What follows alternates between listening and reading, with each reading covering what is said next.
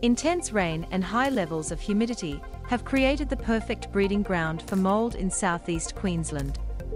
Tips for dealing with mould from Electro dries. Burchell. If you've got carpet, you need to get rid of it. If you've got carpet, you need to get rid of it. Same goes for soft furnishings that are absorbent like lounges and mattresses. Same goes for soft furnishings that are absorbent like lounges and mattresses. If the issue is relatively minor, turn on some fans, crack some windows, do it safely and try to keep airflow happening. If the issue is relatively minor, turn on some fans, crack some windows, do it safely and try to keep airflow happening. Mix 1 teaspoon of tea tree oil with 1 cup of water. Put it in a spray bottle, spray it on the affected area. Even areas that did not go under in the recent floods have reported seeing mould growing inside their homes. There has been a lot of moisture in the air over the last week, as well as levels of humidity reaching over 95%. People have also been keeping their doors and windows closed during the heavy downpours, meaning their homes have not been able to receive much ventilation. Mould removalist expert Burchell said the unbalanced moisture in the air has been a catalyst for increased mould growth. All of the moisture that's in the air gets hot, rises up, and then it starts sticking to the roof and the building materials that absorb that moisture. That's why we start seeing mould growing on ceilings, on walls, in areas behind lounges where there's no airflow. When the water subsided, Miss Bailey Hinds returned to find mould growing on nearly every surface. Mr. Burchell has worked in the industry for many years, but has never seen mould grow at this rate. For the first time ever, we've seen houses that have had no mould issues before have mould ballooning on ceilings in 4 and 5 days, he said. I've been through a number of floods and I've never seen it happen that fast. The smell was so intense. Many Australians will be battling mould after dealing with floodwaters. It is an experience 25-year-old Shade Bailey Hinds is now dealing with, having spent the last week cleaning out her Goodna home after it was inundated by floodwaters. Once the water had subsided, she returned to find everything covered in mud and mould was growing on nearly every surface. It was everywhere. Over every single bit of furniture, over everything, Miss Bailey Hinds said. The smell was so intense. We had animals in our house as well, so the smell of that on top of everything else was just so insane, she said. It made us so sick. All of us were just throwing up out of the windows, we couldn't breathe. Miss Bailey Hinds said she and her friends have since developed a raspy cough that is heavy with mucus after spending days cleaning the house. You can only spend 15 minutes in there, it's so hard to breathe, she said.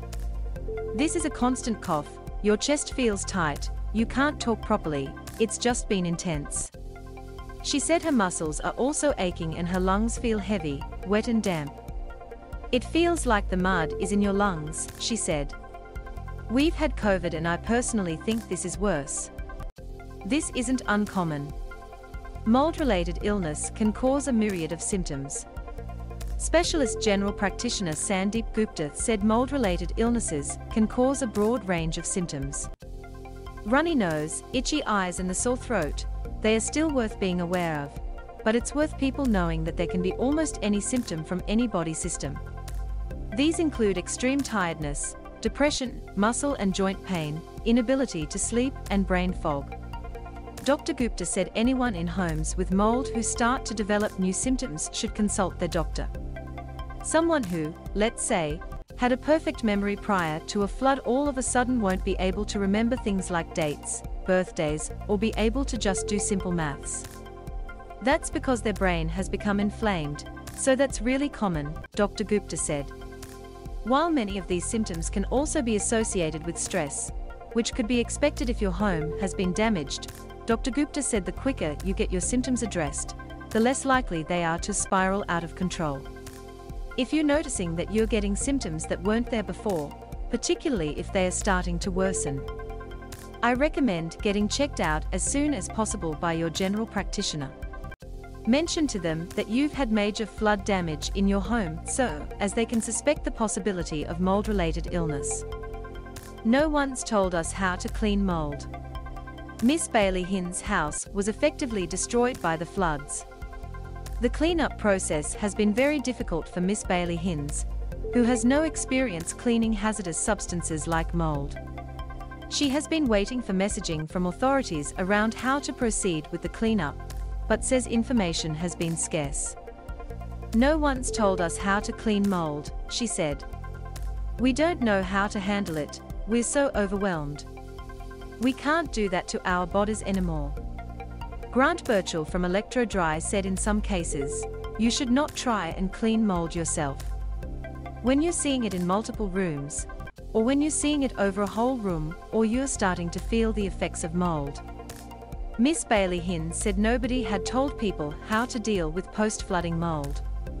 Particularly if you're someone who's asthmatic, you have a compromised immune system, or respiratory issues, then you really need to get a professional in, Mr. Burchell said. Mr. Burchell said people who have had major flood damage will need to throw a lot out. If you've got carpet in the home, you need to get rid of the carpet, you need to get rid of the underlay. If you've got soft furnishings that are absorbent, like lounges and mattresses, you've got to get those out too. In some cases, assessors may call builders in to remove gyprock, allowing the wall cavity to dry out. If your mould issue is only small, Mr. Burchell said there are some steps you can take. Best things you can do are turn on some fans, crack some windows, do it safely and try to keep airflow happening, and that will help a lot. When it comes to cleaning, Mr. Burchell said studies have shown tea tree oil to be one of the most effective natural remedies for mould. Mix 1 teaspoon of tea tree oil with 1 cup of water, put it in a spray bottle. Spray it onto the affected area, leave it on overnight, and then clean it off with a surface cleaner.